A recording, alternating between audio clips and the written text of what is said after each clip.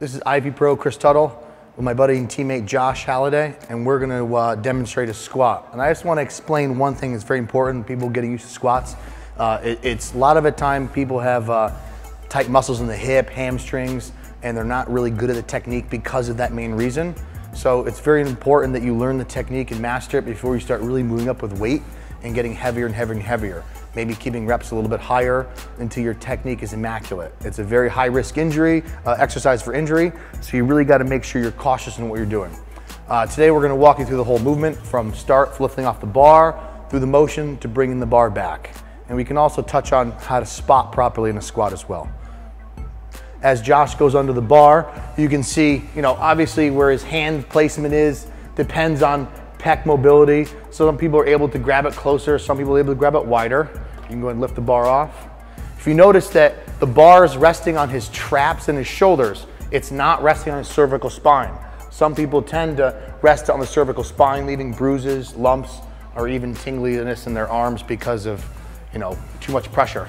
You see how his elbows are back, bringing the rhomboid traps, muscles together where the bar can rest properly.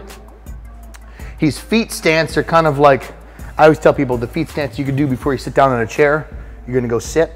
And he's got his toes pointed slightly out, maybe about a foot apart. Now obviously this will vary from person to person. So this is, like I said, again, a general instruction on how to do a basic squat. Go ahead, Josh.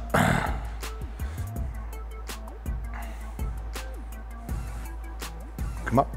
As you notice, he came down, he accelerated very slowly, controlling the weight. For a squat, people tend to look up because when you look down, people tend to round their back. Looking up puts you in a position where you can thrust forward, keeping yourself in good technique, good alignment, good mechanic. When he comes down also, you notice that his knees didn't pass his toes. And we'll do that one more time and have Josh walk all the way out here. Generally, when you do it, you want to stay in the squat rack itself. And right now, you're going to demonstrate when you go down how his knees aren't passing his toes, his back is straight, his knees not passing his toe, legs hip parallel, he's head up, he's going to come up from the squat. Perfect. One more, Josh. Oh, good. Now that is a good squat. You can rack it. A lot of times when people, sometimes they have tight muscles, their knees might come out, and that's indicative of tight vastus non-dominant medialis muscle. These muscles are too tight, hips become too tight. You want to make sure your knees are over your toes. They're not coming in during the squat, they're not coming out. And those are some basic things you really want to really watch out for.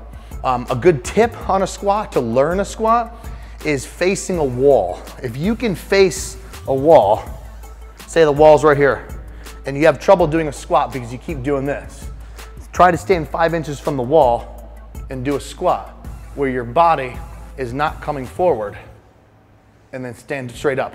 That's a great way to learn a squat. Great way to warm up. Then you move to the bar, add a little bit of weight. But again, sometimes when you add weight, your technique becomes faulty. You just gotta make sure your spotter keeps an eye on your technique, your form, and making sure you're loading your hips properly and not loading your knees. And that is the basic squat.